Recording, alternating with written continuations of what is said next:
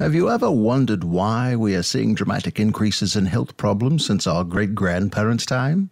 100 years ago, people mainly lived and worked outdoors. Many were farmers. Clothes were hung outside to dry. Children played outdoors. Almost everyone spent most of their day outdoors. They rode horses. But now things have changed. Most of us work and play indoors, where we have air conditioning. We work more on computers than on farms. We wash and dry our clothes indoors. We watch TV and surf the internet and play video games. We ride in air-conditioned autos and airplanes and trucks.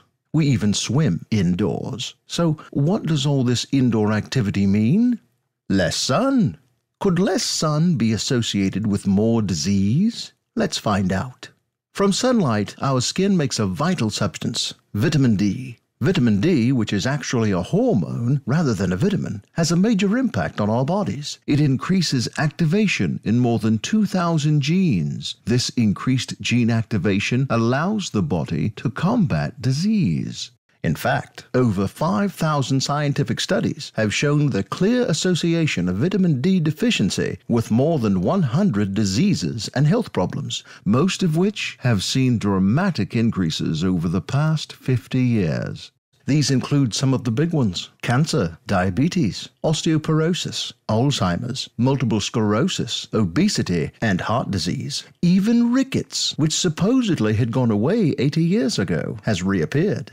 Are you at risk for these diseases? Do you get enough vitamin D? Probably not. More than 9 out of 10 people worldwide don't get enough vitamin D. Ask yourself, do you spend a lot of time indoors? Do you wear sunscreen or protective clothing when you go outdoors? Many people think that 10 minutes outdoors is enough to get all the vitamin D they need from the sun. But the fact is, for most people, that unless you spend a fair amount of time outdoors every day in full sun with minimal clothing and no sunscreen, you aren't getting enough vitamin D to protect against disease. You need to stay in the sun for 3 hours if you are standing up in a short-sleeved shirt, 20 minutes if you are lying down in a bathing suit. Even food no longer provides as much vitamin D as it did 100 years ago. For example, in 1900, pie crust was made with lard from pigs raised outdoors. Back then, just one piece of a double crust pie provided 2,000 international units of vitamin D.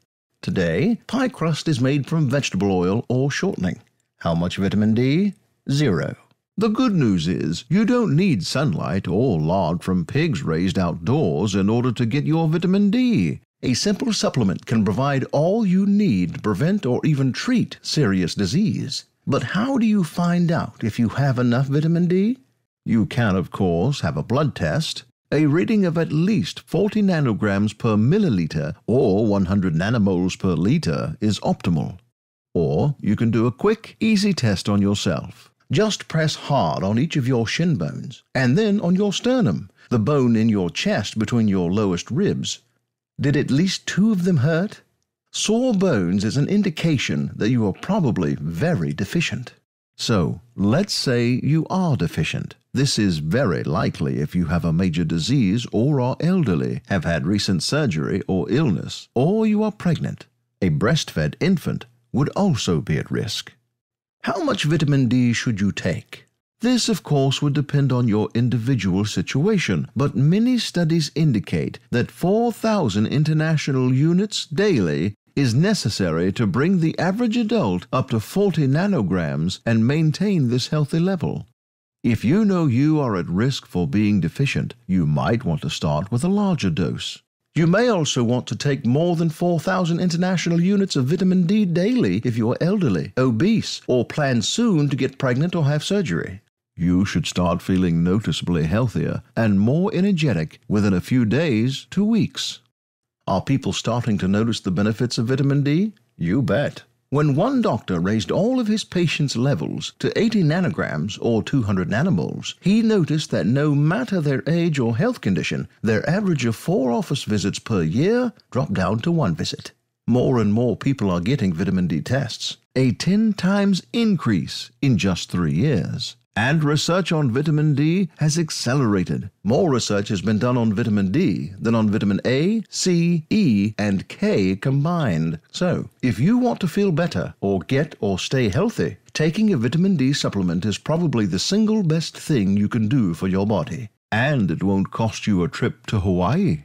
Do yourself a favor. Read the studies if you need more proof. Then try it.